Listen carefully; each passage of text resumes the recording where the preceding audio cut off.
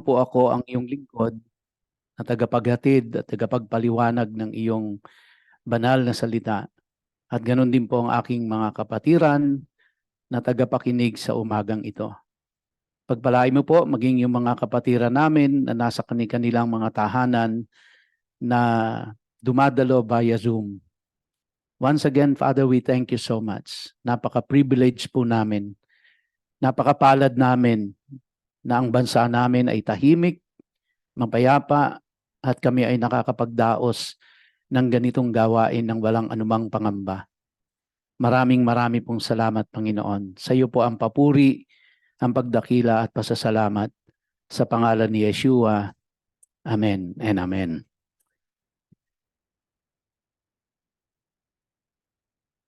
Bago po ako mag-start, nais ko lang pong i-welcome yung pong mga bisita ni Ate Naida, yung pong kanyang mga estudyante. Pwede po bang tumayo sila? Yung mga estudyante ni Ate Naida, ayan. Mga taga-perpetual. Welcome po, welcome po. You may now be seated. Thank you very much. Okay, naiset na ba yung likod? Wala na naman. Ano ang nangyayari? Nandito lang ha.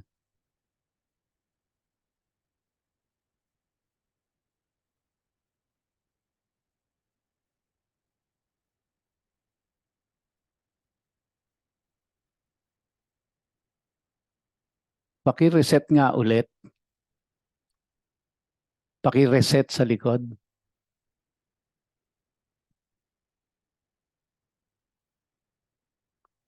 Ayan, kasi ho merong device dun sa likod na naka-connect dito sa aking iPad, so sa aking tablet.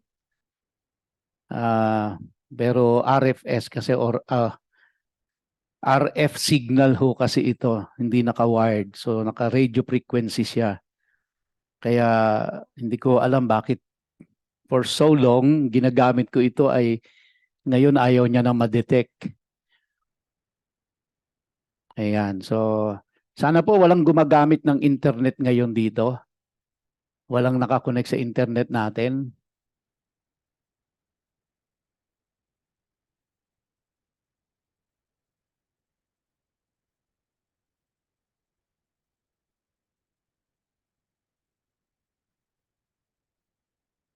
Anyway, so sige, try na lang natin mamaya.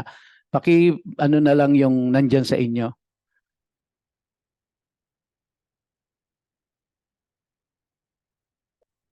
Para po doon sa aming mga bisita, nais ko lang pong ipabatid sa inyo na ito po ay kami po ay tinatalakay namin ang tinatawag po na Torah. At ito po ay yung first 5 books of the Old Testament, no? Yung Genesis, Exodus, Leviticus, Numbers, and Deuteronomy. Ang tawag po niyan ay sa Hebrew word ay Torah. Na ang ibig sabihin po niyan ay instruction or teachings. Yun po ang ibig sabihin ng Hebrew word na Torah. At yung buong Old Testament po, ang tawag natin dyan ay magmula po Genesis hanggang sa Malakay, ang tawag po natin dyan ay Tanakh. Sa Hebrew word ay Tanakh. No? So Torah and Tanakh. So ang tinatalakay po natin, nagsimula tayo 5 years ago pa, ay ang Torah. So natapos na po natin yung Genesis for almost 3 years or more than 3 years natin natapos yon. And then pagkatapos po ay sinunod natin yung Exodus. At sa Exodus po, nasa chapter 32 na ho tayo. At God willing, matake up po natin portion of chapter 33 ngayong umaga. So pag natapos po natin ang Exodus, ang kasunod ho niyan ay Genesis, Exodus, Leviticus naman. And then tapos Numbers and Deuteronomy. So nasa Exodus pa lang ho tayo. At nasa more than 2 years na ho tayo dito sa Exodus. Kaya para po doon sa mga bisita namin, ito po ay series of teachings ito. No? Kaya chapter by chapter, tapos ano po siya, chapter by chapter and verse by verse. Kaya po ganun katagal siya. So, yung nakaraan pong yung nakaraang pong linggo, ang tinalakay natin ay ang si Moses ay nasa bundok ng Sinai at tinatanggap niya na yung Torah sa Diyos. Binibigyan na siya ng instruction ng Diyos kung paano itatayo ang tabernacle doon sa wilderness. Dahil sila po ay nasa wilderness, no? Pagkatapos nilang tumawid galing ng Egypt, sila po ay naging alipin ng Egypt. Ang bayang Israel ay naging alipin ng Egypt sa loob ng 400 taon na mahigit na sila ay alipin doon. And after 400 plus years, finally, through the leadership of Moses, napalaya sila ng Diyos. Mula po sa pagkaalipin sa Egypt, itinalwid sila sa Red Sea, at sila po ay nasa wilderness. At doon sa wilderness ay pinapanik ng Diyos sa bundok si Moses para tanggapin yung Torah, para tanggapin yung instructions, yung teachings. Yung pong Torah, pangkaraniwan ay, ang sabi ng mga tao dito, ito ay law. Pero hindi po, ang Torah is teachings or instructions. At doon po sa teachings and instructions na yon, nakapaloob ang law. So kaya hindi po yung Torah ay law. Ang Torah ay teachings, instruction, at nakapaloob doon ang law. Sa matter of fact, nagsimula po ito sa Exodus chapter 20. Ibinigay ng Diyos yung 10 Commandments as a foundation doon sa kanyang justice system na tinatawag natin, which is in Hebrew, siya ay mitzvot. Okay? So, tinanggap na ni Moses, iniwanan niya yung mga tao doon sa wilderness, pumanik sila ni Joshua, at doon sa summit ng Mount Sinai ay kinatagpo ng Diyos si Moses at ibinigay ang instruction sa kanya kung paano itatayo ang tabernacle, ang earthly dwelling place ng Diyos here on earth. And then, tapos ibinigay kay Moses yung kanyang mitzvot o yung pong law o yung justice system. Habang nandun po si Moses, kasi 40 days siyang nandoon, yung mga tao sa baba, 3 million of them, please take note, 3 million of them ay nainip sila kay Moses. Hindi na nila alam ano ba nangyayari kay Moses doon. Kaya ang ginawa po ng mga tao ay pinressure nila si Aaron. Si Aaron, kapatid ni Moses, siya yung tumatayong naiwang leader dun sa mga tao habang si Joshua at si Moses ay nasa bundok ng Sinai. Now, na-pressure ho si Aaron, kaya sabi niya dun sa mga tao, sige, bigay niyo sa akin ang inyong mga hikaw. Lahat ng gold earrings, kinulekta ni Aaron, pagkatapos ito ay kanyang tinunaw. At nung matunaw na po ito ay hinulman nila na isang golden calf. At ito po ay sinimulang sambahin ng mga tao. Sinimulan na nilang, kumbaga sila po ay nag-party, nagdiwang. So sinabi ng Diyos kay Moses na Moses, bumaba ka na, magmadali ka kasi may nangyayari ng kaguluhan dun sa baba. Sumamba na yung mga tao sa Diyos-Diyosan. Si Joshua naman, nadidinig niya yung ingay, so akala niya meron nangyayaring digmaan dun sa baba. So kaya nung bumaba si Moses from the summit at kinatagpo niya si Joshua dun sa kalagitnaan ng Mount Sinai, ay sabi ni Joshua, mukhang may gera na doon, may digmaan na doon na nangyayari sa baba. Sabi ni Moses, hindi digmaan yon, no? So pagbaba po nila, yun ang nakita nila, yun ang dinatnan nila, na ang mga tao ay nagpiesta, ang mga tao ay nagparty at sinamba na ang golden calf. At alam po natin na doon sa 10 Commandments na ibinigay ng Diyos kay Moses, ay mahigpit niyang ipinagbabawal ang paglikha o paggawa ng anumang imahen para sambahin. Kaya meron na po talagang nag-violate na kagad ang mga tao doon po sa doon sa batas ng Diyos, no?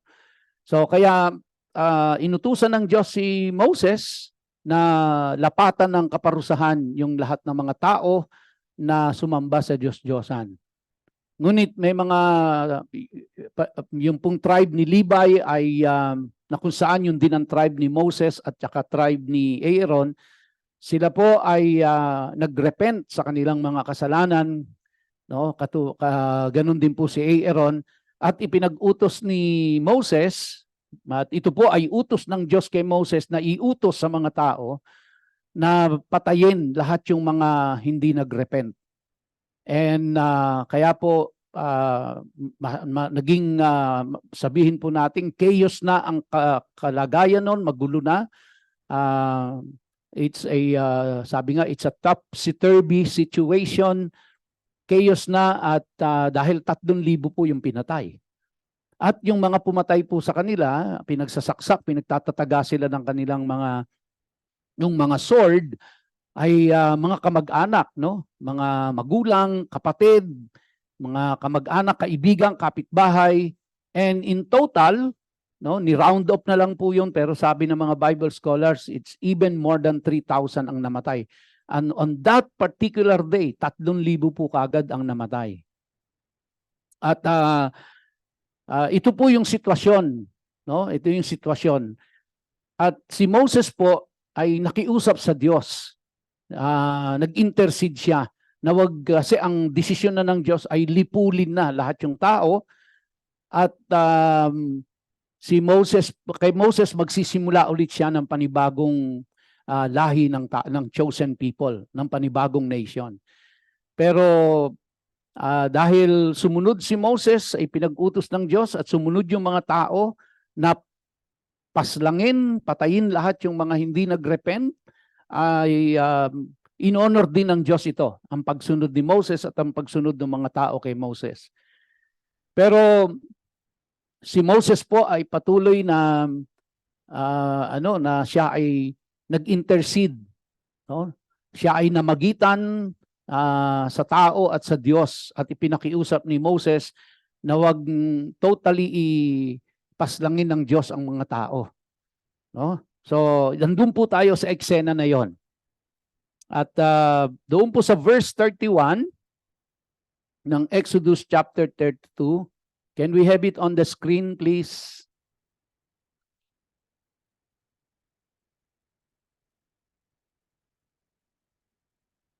Wala ho talaga, ayaw ma-detect. Okay, sabi po doon sa verse 31 ng chapter 32, Moshe or si Moses went back to Adonai and said, "Please, these people have committed a terrible sin." So hindi naman ho ikinakaila ni Moses na nagkasala talaga yung mga tao, na sila'y lumabag sa utos ng Diyos.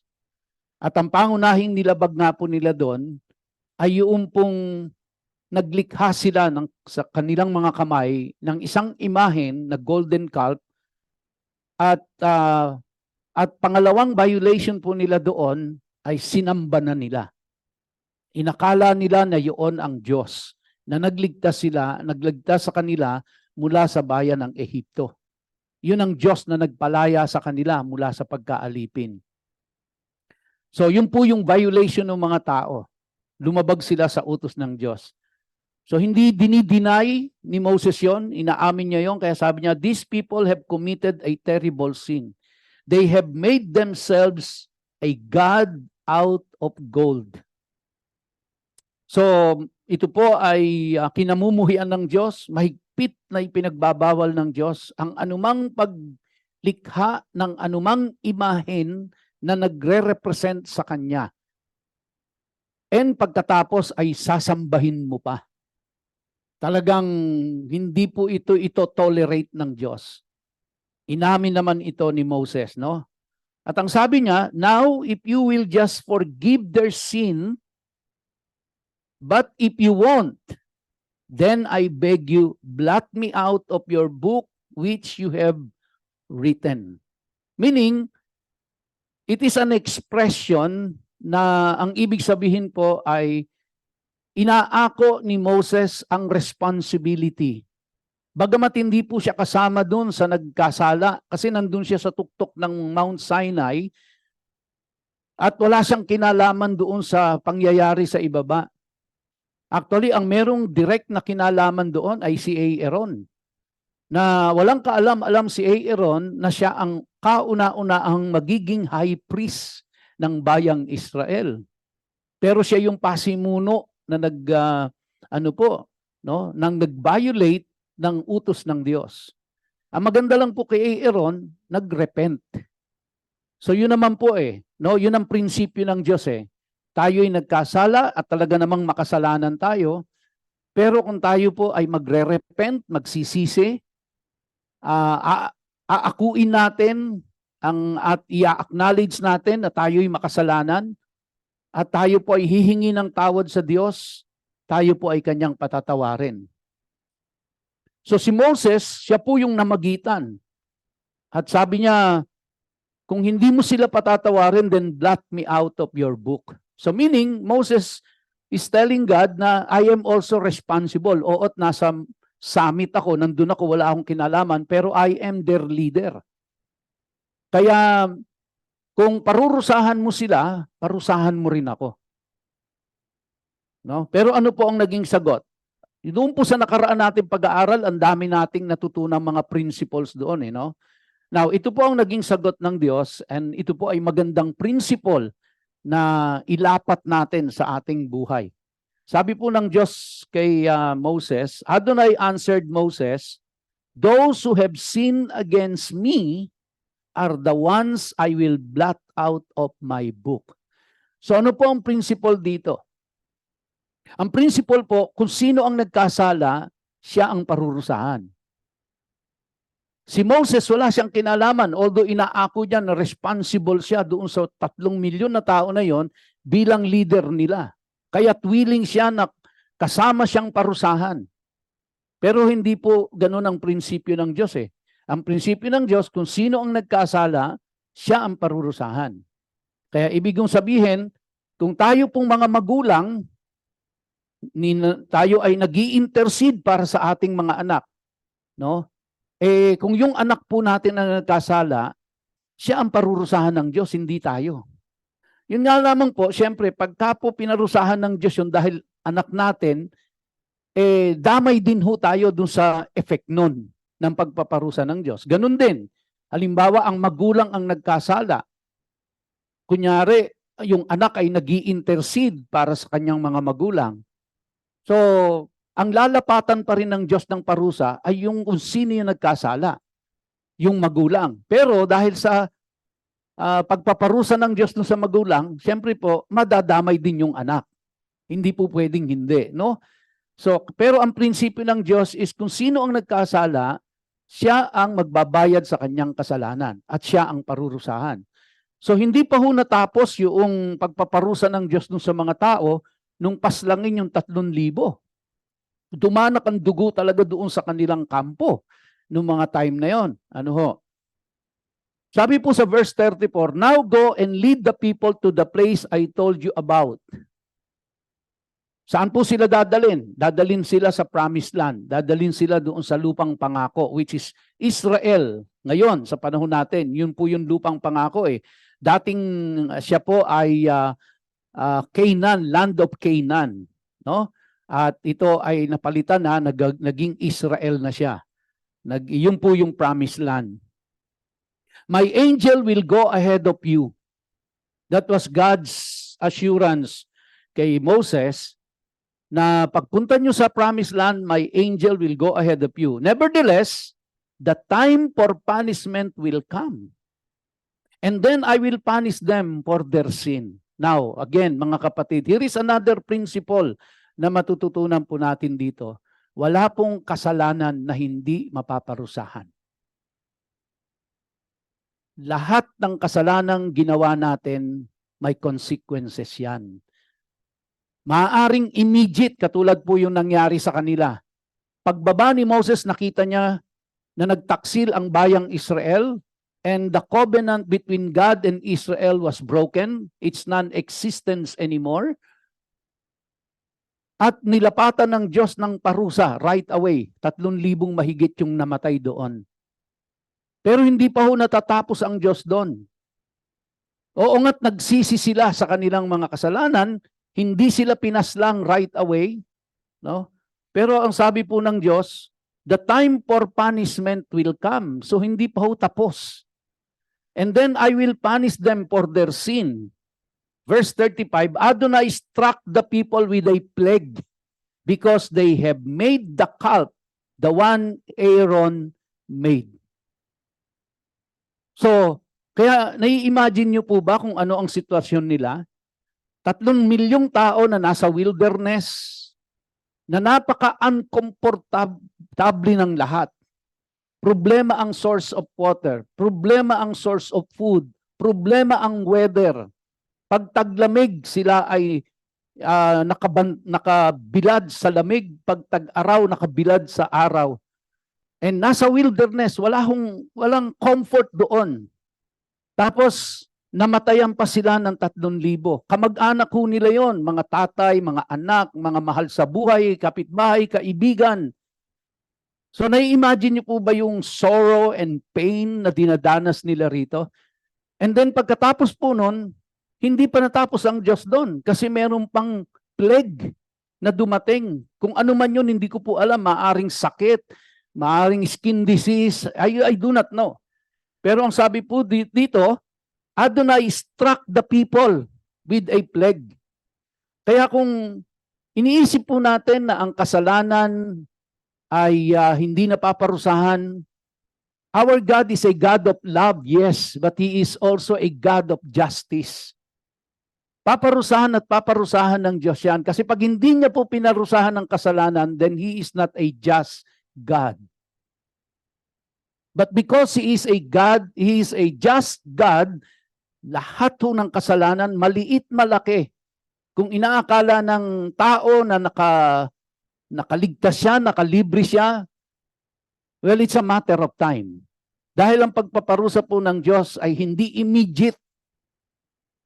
Pagka tayo nagkasala at na-recognize natin yon, tayo po ay lumapit sa Diyos at nagsisi sa ating kasalanan, ng buong puso, buong sinseridad na tayo'y humihingi ng tawad sa nagawa nating kasalanan, tayo po'y patatawarin ng Diyos. No doubt about it.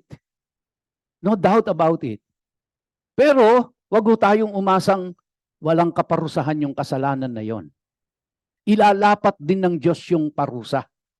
May punishment pa rin na darating. No? Hindi ho tayo, maaring akala natin mahabang panahon na ang lumipas 10 years, 20 years, pero darating ho yun.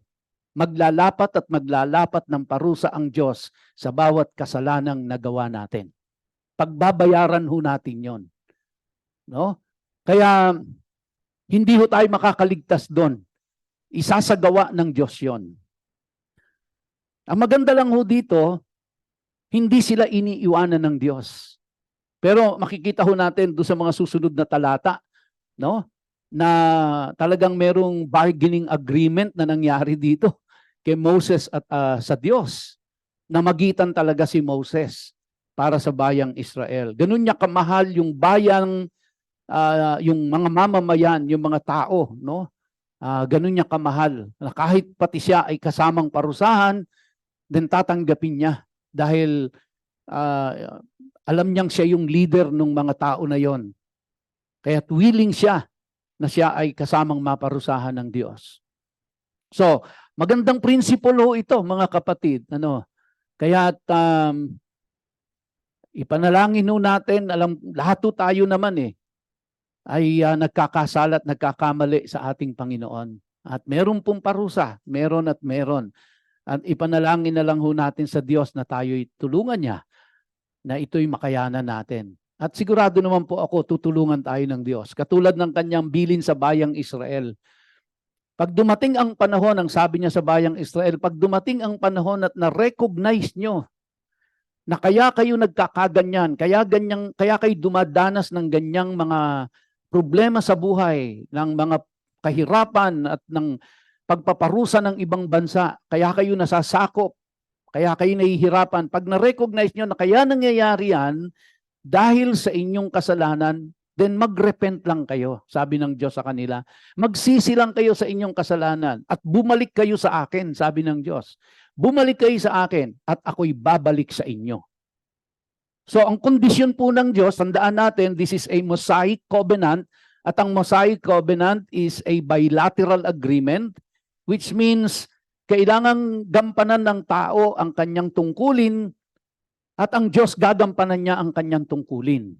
Kung ano ang kanyang ipinangako, gagawin niya, pero gagawin dapat ng tao ang kanyang responsibilidad. No? Kaya sabi ng Diyos sa bayang Israel, pag na-recognize nyo na yon, balik kayo. No? At gusto kasi ng Diyos na malaman nila na kaya sila nagkakaganon, ang Diyos ang may gawa nun. Ang Diyos ang nagpaparusa sa kanila. Ginagamit lang yung bansa, ginagamit lang yung tao, ginagamit lang yung sitwasyon. Pero yun po ay ang Diyos ang nagpaparusa sa kanila. At kailangan ma-recognize nila yon. Sa katunayan po, ang Diyos, sa kabutihan ng Diyos sa bayang Israel, pinasulat niya pa ng awit si Moses. At sabi niya kay Moses, isulat mo yung awit na yan, i-memorize ninyo at kakantahin ninyong lagi. Sapagkat yung pong awit na yon na nakasulat sa Deuteronomy chapter 32, yung awit pong yung kapag kakantahin nila ay magpapaalala sa kanila na kaya sila nagkaganoon, kaya sila dumanas ng lahat ng problema sa buhay ay dahil sa kasalanan nila, pero nandoon ang offer ng Diyos na kung kayo ay babalik, babalik ako sa inyo. So nandun po sa kondisyon na yon na kung kayo ay magsisisi, kayo ay babalik sa akin, babalik ako sa inyo. So ibig sabihin, no, kung hindi kayo magsisisi, hindi kayo babalik sa akin, then hindi ako babalik sa inyo. Tuparin ninyo, no? Ang tungkulin ninyo, gampanan ninyo ang dapat nyong gampanan. Then ang Diyos, ang sabi niya, gagampanan niya yung kanyang dapat gampanan. Pero kailangan gampanan ninyo ang inyong dapat gampanan. So the same principle, no? Laging available ang pagpapatawad ng Diyos. Pero kailangan po tayo ay mag-initiate din ng paglapit sa Kanya at paghingi ng tawad. At kapag ginawa ho natin ito, ibig sabihin nito, determinado rin tayo, Lord, hindi ko nababalikan yun. Hindi ko nababalikan. No? Pinatawad mo na ako, hindi ko nababalikan yung kasalanan na yon. And then prepare yourself, kasi yung kasalanan ginawa mong yon, meron ding kaparusahang ilalapat ang Diyos doon. Pero sa paglapat naman ng Diyos ng kaparusahan, sasamahan ka naman niya eh. Pero siyempre yun, dadanas ka na, mahihirapan ka. Pero yun po eh, wala hong shortcut, walang ibang way. Yun ang pamamaraan ng Diyos eh. Dahil ayaw niya tayong magkasala. Ayaw niya, dahil maglulubog sa atin yun sa ano po eh, sa kapahamakan. Kaya ayaw ng Diyos na tayo magkasala. Okay? Now, punta po tayo sa chapter 33, part 1. Kung natatandaan nyo, ang Exodus po ay hinati natin sa 6 na division. At ang ating pong tinatalakay ngayon ay yung division number 5, which is infidelity and reconciliation. Ito na nga po, no? Nagtaksil ang bayang Israel nang sila ay naghulma ng imahen or ng golden calf at tapos ay sambahin. So sila ay nagtaksil sa Diyos. At dahil po sa kanilang pagtataksil, yun na nga po, sila ay pinarusahan ng Diyos. Pero nandoon pa rin po yung ano ng Diyos, yung provision ng Diyos na sila ay patatawarin sa kanilang mga kasalanan. Pero yun nga po, meron hong consequences. So tayo po ay nasa 5th division. At yung pong 5th division na yan, shows man respond by implementing their own structure, they construct a golden calf. Yun na ho yung ginawa nila. In so doing, they are trying to return to their old and familiar ways of Egypt. Hindi pa rin sila makaalis-alis doon sa sa pagkaalipin nila sa Egypt. What follows is the terrible consequences when man rebels against God's system of order and engages in idolatry. How God provides a much-needed pathway for reconciliation when man sins, rebels against such a just God. Yan po yung nilalaman noong Division 5 na ang title natin, Infidelity and Reconciliation. So, we see the same God pattern emerge in our own lives as believers. Parehas yung pattern, kung nakita nyo po, yung pattern na nangyari sa Israel, sila ay nasa Egypt at ang Egypt po ay sumisimbolize ng kasalanan. Ganon din ho tayong lahat eh. Lahat tayo ay nasa kasalanan. Wala hong isang tao dito sa lugar na ito na hindi makasalanan. Lahat ho tayo ay makasalanan. Pero tayo po sa pamamagitan ng Panginoong Hesukristo, pamamagitan ni Yeshua, ang kanyang Hebrew name, sa pamamagitan niyo po, tayo ay napalaya. And nailabas ho tayo doon at dumadaan din tayo sa wilderness experience. Kaya ho, nung tayo'y ma-born again, hindi naman po automatic na wala lahat ng problema natin eh. Lahat po tayo, in one way or the other, dumadaan po sa wilderness experience. No? And then, of course, ito pong nangyayari sa atin ay we receive the covenant and law. We receive the word of God. Diba? Hindi naman ho tayo natanggap, hindi ho na unang natanggap natin ang salita ng Diyos bago tayo napalaya. Pinalaya muna tayo ng Diyos and then tinuruan tayo sa kanyang salita. At ito po hanggang ngayon ito ang ginagawa natin, no? And then tapos pinagtayo sila ng tabernacle, yung pong presence ng Diyos ay nasa kanilang kalagitnaan. And sa atin naman po, when we surrendered our life to Jesus Christ and receive Him as our Lord and personal Savior, ito pong katawan natin ito ang naging tabernacle ng Diyos. Naging tabernacle na po yan. Now, our inevitable infidelity against God due to the evil inclinations that are still part of who we are. Buhat po ba nung na-born again tayo, hindi na tayo nagkasala? Sa tingin ko po, lahat tayo no? Na kahit na tayo po tumanggap sa Panginoon, nagkakasala pa rin tayo. So para din yung mga Israel. Di ba? 40 days pa lang si Moses doon sa bundok, nagtaksil na sila sa Diyos eh. Nainip na eh. So tayo rin po, ganyan eh. At in the first sign of trouble, we tend to panic, and when we panic, we tend to trust not on God, but on ourselves. Kaya gumagawa kagad tayo ng solusyon without even consulting God. Dahil wala na, nandoon ang tiwala natin, nasa sa atin na. Pero, ayun nga po, ang Diyos ay mabuti. He is a God of justice. He is also a God of love. Kaya nandun po yung provision ng Diyos, yung gracious provision ng reconciliation. Gustong makipag-reconcile ng Diyos sa atin. Gusto niyang ituwid ang buhay natin. Pero kailangan meron tayong initiative na ituwid ang buhay natin. No? Kaya kung tayo po ay nasa kasalanan, ang solusyon lang ho talaga, simple lang yung formula ng Diyos. Talikuran mo yan, bumalik ka sa akin. At pag bumalik ka, tatanggapin kita. Pero huwag ka nang bumalik ulit. Finally, the completion and perfection of the tabernacle that is yet future. So, ganun din, yung mga Israelita po, ang future nila, nakikita nila is the promised land. Pag alis nila sa wilderness, it's the promised land. And alam mo natin ang kwento kung bakit hanggang ngayon, ganyan ang kaguluhan sa Israel. Dahil talagang patuloy paulit-ulit. No? Magsisisi sila, patatawarin ng Diyos, magkakasala ulit, magsisisi sila, patatawarin ng Diyos, gano'n na naman. No? Aayos ang buhay, balik na naman sa dati. So pag ganun-ganun no. At makikita natin sa Book of Judges, 7 times na nagkasala, pinatawad, gumanda buhay, nagkasala ulit, pinatawad, gumanda buhay, nagkasala ulit, 7 times na ginawa ng bayang Israel yan. And ganyan din ho naman tayo eh. Paulit-ulit din lang tayo, di ba?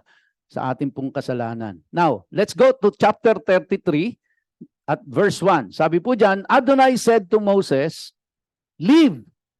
By that time, sila po ay mga about close to 1 year na sila.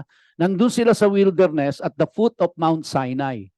Now, it's about time for them to leave the foot of Mount Sinai and move forward. Papunta na ho sila ng promised land sa Israel. Kaya sabi ng Diyos sa kanila, kay Moses, "Leave you and the people you brought up from the land of Egypt." 3 million people ito. "And move on from here toward the land of which I swore to Abraham, Isaac, and Jacob. I will give it to your descendants. Now, here is one thing that we can learn also from this principle. Pag nangako ang Diyos, hindi niya nakakalimutan. Nalangin natin, nalimutan na natin kung ano yung pinanalangin natin eh. Hindi ba? Pero ang Diyos po ay hindi siya nakakalimot. At hindi niya nalilimutan yung kanyang pangako. Ito na po, di ba? Nangako siya kay Abraham. Ang covenant niya kay Abraham, I will make you a great nation. You will be a father of many nations, sabi niya kay Abraham. And then pagkatapos ito pong pangako niyang ito ay pinasa niya kay Isaac, dun sa kanyang anak.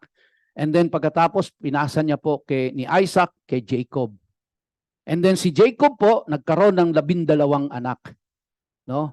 At pinalitan yung pangalan ni Jacob at ginawa itong Israel. Kaya po nagkaroon ng bayang Israel. Yun po ay 12 tribes na binuo ng Diyos dahil doon sa kanyang 12 anak na yon. So, tinupad ng Diyos yung pangako niya kay Abraham. No? Ang sabi ng Diyos sa kanya, move on from here toward the land of which I swore to Abraham, Isaac, and Jacob. I will give it to your descendants. So, may pangako na ang Diyos, yung 3 milyong taong kasama mong yan, may lulugaran sila, may pupuntahan sila. So, hindi nakakalimot ang Diyos kung ano ang kanyang ipinangako. Tutuparin niya po yon. Again, ulitin ko po ang pangako niya kay Moses na kung saan napapaloob ho tayo ay bilateral. Kaya hindi ho tayo pwedeng mag-claim ng promises sa Bible at sasabihin natin ito ay applicable sa atin. Nagiging applicable po yon kung gagawin natin yung role natin. Gagampanan natin yung ating tungkulin. Kung hindi natin gagampanan, hindi po applicable sa atin yon.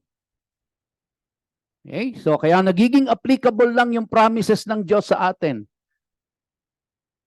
kung tayo po ay gumaganap sa ating tungkulin. Meron tayong responsibilidad na dapat gawin.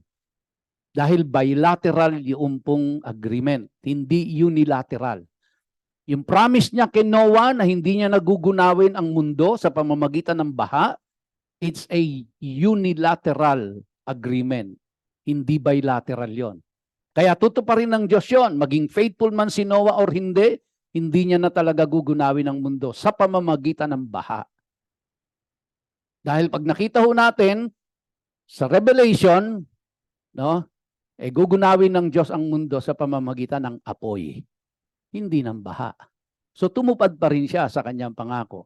Pangako niya kay Abraham, unilateral, I will make you a father of many nations, which is hanggang ngayon nangyari ho yan. Naging faithful man si Abraham or hindi, tinutupad ng Diyos kung anong sinabi niya. Pero pagdating kay Moses, ito po ay bilateral. Ibig sabihin, Moses, at kayong lahat ay gawin ninyo ang tungkulin ninyo, gagawin ko ang pangako ko. Pag hindi nyo ginawa, then wala akong obligasyong tuparin ang ipinangako ko. At tayo po ay nasasakop ng Mosaic Covenant, hindi po ng Abrahamic, hindi ng Noahic. Okay? So, kaya meron po tayong tungkuling dapat gampanan. At ang Diyos hindi makakalimot sa kanyang ipinangako. Sabi niya sa verse 2, I will send an angel ahead of you, and I will drive out the Canaanite, Emori, Hitti, Perisi, Hivi, and Yebusi. Yun po yung Hebrew name ng mga lugar ng mga tao. Now, if you notice, Canaanite, Emori, Hitti, Perisi, Hivi, and Yebusi. 6. No? 6 po yung binanggit. Now, in the Hebrew numerology, pag 6 po, it's about grace. So, ibig sabihin po, in the minds of the Jews, bagamat nandun po yung pagpaparusa ng Diyos, bagamat nandoon yung plague na dumating sa kanila, but still, nandun pa rin yung grace ng Diyos. Ganon din po sa atin. We will suffer the consequences of our sins. Kasi nga, God is a just God. But God is also a God of grace. Kaya we can always approach Him at humingi ng tawad sa Kanya, patatawarin niya tayo. Because He is a God of grace. Sabi niya, you will go to a land flowing with milk and honey, but I myself will not go with you. Good news na sana. Kasi mag-ano na kayo, break camp. No? 1 year na kayo dyan sa foot ng Mount Sinai. You have to move. Papunta na kayo ng promised land. At magpapadala ko ng anghel ahead of you. Good news. Di ba? Magkakaroon na sila ng permanenteng lupain. Magse-settle down na sila. Pupunta na sila doon sa ipinangako ng Diyos. Ang bad news, I will not go with you. I will not go with you. Bakit to? Because you have broken the covenant. Because you have disobeyed me. Diba? So patatawirin pa rin sila ng Diyos doon sa promised land, pero I will not go with you anymore. So gusto ba natin kung tayo yon? Gusto ba nating pumunta sa promised land pero hindi kasama ang Diyos? Or manatili sa wilderness na kasama ang Diyos? Saan natin gusto? Siyempre gusto natin, Lord, sa promised land, kasama ka. Yun ang gusto namin. Di ba? Pero sabi ng Diyos, sabi niya, because you are such a stiff-necked people that I might destroy you on the way. Ganito rin naman tayo eh. Matitigas din ang ating mga ulo. O ito mga merong stiff neck. Alam niyo yung stiff neck, hindi makalingal. Ganon, di ba? Ang titigas ng ulo. Wala ho rin naman tayo pinagkaiba sa kanila. Ganito rin ho tayo. Kaya sabi ng Diyos, I will not go with you. That's bad news. Ano ang ginawa ng mga tao? When the people heard this bad news, the good news is, they will go to the promised land. The angel will be ahead of them. Bad news, God will not go with them. Yahweh will not go with them. Hindi sila sasamahan ng Diyos. Ano ang ginawa nila? They went into mourning. Nagluksa ang buong bayang Israel, ang 3 milyong tao. Nabawasan ng 3,000. No? Pero siyempre, nag-anak pa rin naman sila eh. And no one wore his ornaments. Unang-una ho, wala nang hikaw. Di ba? Kasi ipinamigay na nila, ginawa ng golden calf eh. At tapos ginawa ni Moses, tinunaw ulit, pinulbos, inilagay sa inumin nila, pinainom sa kanila eh. Ni Moses eh. Di ba? Pero ibig sabihin, may natitira pa, no? So meron pa sila mga bracelet, siguro po merong anklet, merong singsing, merong kwintas. Hindi ho nila ito sinuot. Bakit to? Ano bang dahilan? Bakit hindi ho nila ito sinuot? In the Middle Eastern countries po kasi, ang kaugalian, kapag merong kasiyahan, kunyari po kasal, o kunyari ay basta meron pong malaking pagtitipon, may malaking piging na magaganap. Ang kaugalian po nila, talagang pinupuno nila ng alahas ang kanilang katawan. Kasi yun po ay pagpapahayag ng, nagsisimbolo po yun ng kasiyahan sa kanila. So kaya sinusuot lang ho nila yan kapag merong kasiyahan. Merong magaganap na malaking handaan. Suot ho nila yan. Nakasingsing, naka-bracelet, nakakwintas, nakahikaw, ganun po. Yun po ay simbolo ng kaligayahan. Kaya ho nila tinanggal yon para ipahayag nila na hindi kami masaya, na hindi ka sasama sa amin. Yun po ay simbolo ng kalungkutan. Pangalawa po, kasi yung pong mga alahas nila, yun ang ginawang golden calf eh. Di ba? Hindi naman kumuha ng puno at yun ang inukit at yun ang ginawa. O kaya yung bato, inukit at ginawang gold na ginawang stone calf or wooden calf. Hindi, yung mga alahas nila, yun ang ginawang golden calf. Samantalang ang layunin ng Diyos galing po sa Egypt yun eh. Kinuha nila yun eh. Dala-dala po nila, bit-bit nila yun eh. Binigay sa kanila ng Egypt yun eh. Ang layunin ng Diyos doon, gagamitin ho yun sa tabernacle. Hindi po para gawing golden calf. Kaya lang, yun na nga po, ginamit sa ibang bagay yung mga ginto na dapat para sa tabernakulo ng Diyos, ginawa pong Diyos-Diyosan. Hinubad nila yon. Adonai said to Moshe, Tell the people of Israel, you are a stiff-necked people.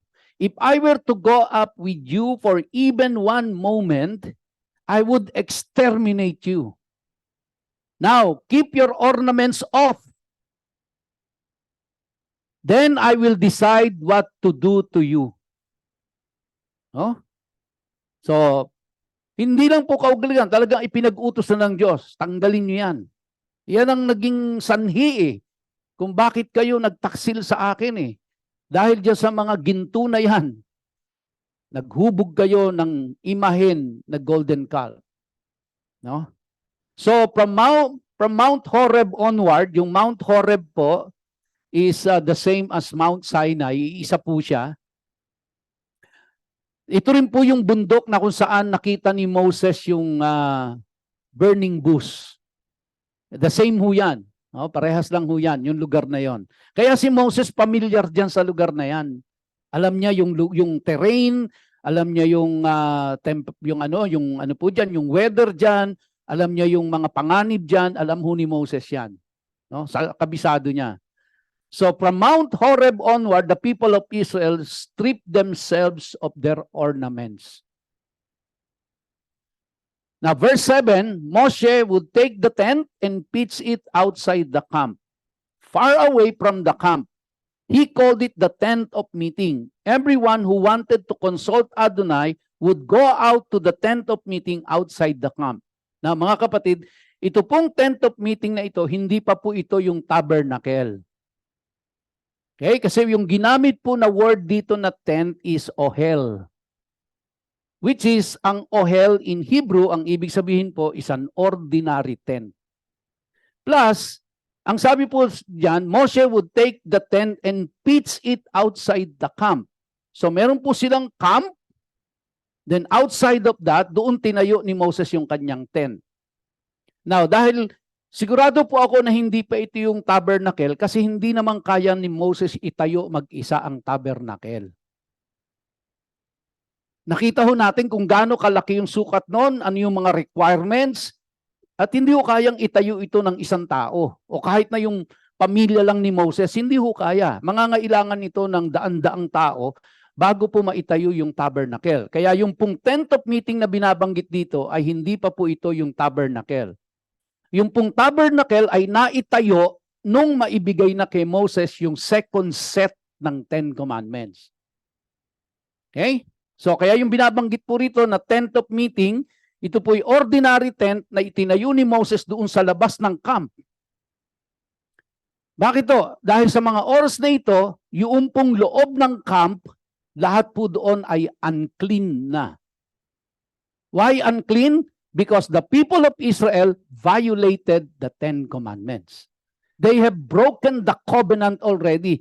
So kaya hindi na po bababa ang Diyos doon sa kalagitnaan nila na yon. Okay? So ang ginawa ni Moses, nagtayo siya ng tent outside the camp. Na makikita natin later on, nung matayo na yung tabernacle, ang ginawa po ng mga tao ay pumaikot na po lahat ng 12 tribes doon.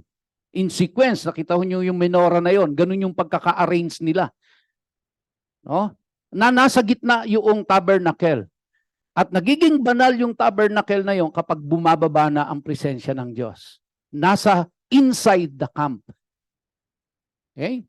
So this time, wala pang tabernacle and everything else inside the camp is unclean. Kaya ang ginawa ni Moses, itinayo niya yung tent doon sa labas ng camp. Pag natuyo yung tabernacle, everything else outside the camp is unclean. Ang magiging clean na lang is inside the camp, which is the tabernacle. And in the tabernacle, it is the Holy of Holies, kung saan sila kakatagpuin ng Diyos. So whenever Moshe went out to the tent, all the people would get up and stand. I-imagine niyo po ba to? Pagka si Moses lumabas na dun sa tent na ginawa niya, lahat ng tao lalabas sa kanilang tent, at ang sabi diyan, lahat sila ay tatayo, each man at his tent door, and look at Moshe until he had gone into the tent. Ano po ibig sabihin nito? Ito ay pagpapakita ng kanilang submission at paggalang ngayon kay Moses. Bakit to? Nung nawala si Moses, 40 days eh. Hindi na nila alam nangyari anong ginawa ho nila. Lahat sila lumabag na sa utos ng Diyos. Nawala na yung leadership ni Moses. Kinalimutan na nila. So nakita nila ngayon, nung anong ginawa ng Diyos kay Moses, sa mga tao, at yung plague na dumating sa kanila, yung dumana sila ng ganon, so balik ulit yung kanilang pagrespeto sa kanilang leader. Balik ulit yung kanilang paggalang kay Moses. No? Verse 9, whenever Moshe entered the tent, the column of cloud would descend and station itself at the entrance to the tent, and Adonai would speak with Moshe. Okay? Now, ito pa pong isang katunayan na hindi pa natatayo ang tabernacle. Kasi yung pagkakaiba po, doon sa tent na itinayo ng Moses, pagka po si Moses ay pumasok na, ang sinabi diyan, the column of cloud would descend and station itself at the entrance to the tent. Na-imagine niyo po ba? Sa tabernacle, nung natayo na nila yung tabernacle, yung presence ng Diyos will hover. Hindi po tatayo yung column doon sa may entrance, kundi yung pong clouds will hover the tent, tapos doon siya bababa sa Holy of Holies. So kaya hindi pa po ito po yung tabernacle. Ha? Ba't ko po binibigyan ng emphasis ito? Kasi may mga meron po kayong mababasa na yan na yung tabernacle. Hindi po. No? So malaki po yung pagkakaiba. Sabi dyan, would descend and station itself at the entrance to the tent, and Adonai would speak with Moshe. When all the people saw the column of cloud stationed at the entrance to the tent, they would get up and prostrate themselves, each man at his tent door. Ito po ay pagpapakita sa Diyos ng kanilang true repentance, true submission to the leadership na itinalaga ng Diyos doon sa kanila, kay Moses. At total submission sa Diyos. Now, iintayin pa ba nating mangyari na meron munang mga plague, meron munang mga kaparusahan, meron munang mga masamang mangyayari bago tayo lalapit sa Diyos? Ito ho nangyari sa kanila eh. Di ba? Ganong na-witnessan nila sa Egypt, sa wilderness, sa Red Sea, na-witnessan nila ang kapangyarihan ng Diyos ni Moses. At alam nila na si Moses ang itinalagang leader sa kanila. Pero 40 days lang ang lumipas. Limot na nilang lahat yung 10 plagues na nangyari sa Egypt. Limot na nila yung tumawid sila sa Red Sea on dry ground. Limot na nila yung water na yung manna from heaven. Limot na nila yung quail from heaven. Limot na nila yung water. Limot na nila yung pillar of clouds. Limot na nila yung pillar of fire. Limot na nilang lahat yon na ginawa ng Diyos. Po 40 days pa lang nakakalipas. Kaya nagtayo na sila ng golden calf at sinamba na yun. Ito ang Diyos na nagligtas sa atin. Tayo din may tendency na ganyan. Maglagay ng golden calf. Ito ang nagbigay sa akin ng ginhawa, ang aking trabaho, ang aking negosyo, ang aking mga magulang, ang aking, no? Meron mo tayong tendency na ganyan, na i-attribute natin hindi sa Diyos ang nararanasan nating kaginhawahan. So yung mga tao ang nagpalaya sa amin yung golden calf, limot na nila si Yahweh. Kaya nung bumaba ang Diyos, pinarusahan sila, muli nilang na-recognize. Di ba? Ganun din naman tayo eh. Wala tayong pinagkaiba. Pag may sakit ka na, bagsak na ang negosyo, natanggal sa trabaho, may mga nangyari ng hindi maganda sa pamilya, nagkahiwalay na kayo mag-asawa, naging addict na ang anak mo, doon ka natatauhan, doon ka nagigising. Di ba? At doon mo ma-recognize, nagkasala pala ako sa Diyos. Mali pala ako ang mali. Ang iniintay lang naman ng Diyos doon, balik ka sa akin. Magsisi ka. Bumalik ka sa akin at babalik ako sa iyo. Babalik ako sa iyo. Kaya yung mga tao, nung mga time na ito, kita nila, di ba? Si Moses, pag lumabas na, labasan na sila, lahat sila, yukuan paglabas ni Moses. Eh nung unas, ilang araw pa lang lumilipas, di ba? Wala na si Moses ang nangyari doon. Di na natin alam na nangyari, tayo na tayo ng golden calf. Ngayon, iba na. Di ba? Naparusahan na eh. Namatayan na ng kamag-anak eh. 3,000 na yung dumanak ang dugo doon eh. Baka yung mga oras na yon, iba sa kanila, dumadanas pa rin ng plague. At dahil doon sa dinadanas na yon, na-recognize nila. Kaya pag nakita na nila yung pillar of clouds, yung column of clouds, doon sa harapan ng tent ni Moses, lahat sila luhuran na. Pero, di ba? Kailangan pang mangyari yung plague. Kailangan pang mangyari ang parusa ng Diyos bago nila gawin yon. Ito po ay aral sa atin eh. Uulitin ba natin yung ginawa ng Israel? Uulitin ba natin yon? Nakita ho natin eh. Nakita na natin yung prinsipyo ng Diyos. Kaya kung iniisip natin nakakalusot tayo sa kasalanan natin, hindi po mangyayari yon, mga kapatid. At kung sa tingin natin, sa nagawa nating kasalanan, hindi na tayo parurusahan ng Diyos, parurusahan pa rin tayo. Dadanas pa rin tayo ng consequences ng kasalanan natin. Ang masaklap dito, damay ang anak natin, damay ang asawa natin, damay ang magulang natin, damay ang mga mahal natin sa buhay. Pero ang maganda rin naman po doon, on the other hand, sabi ng Diyos, balik lang kayo. Nandun yung grace ng Diyos na handa siyang magpatawad. Handa niyang iayos ang buhay mo for as long as you are willing to come back to Him. No? Bumalik lang tayo. So, dito ko po muna tatapusin, mga kapatid, ang ating pong mensahe sa umagang ito, at salamat po dahil mabuti ang ating Diyos. Amen? Tayo po tayong lahat, tayo po'y umawit sa ating Panginoon at tapos tayo po'y magsasara sa panalangin.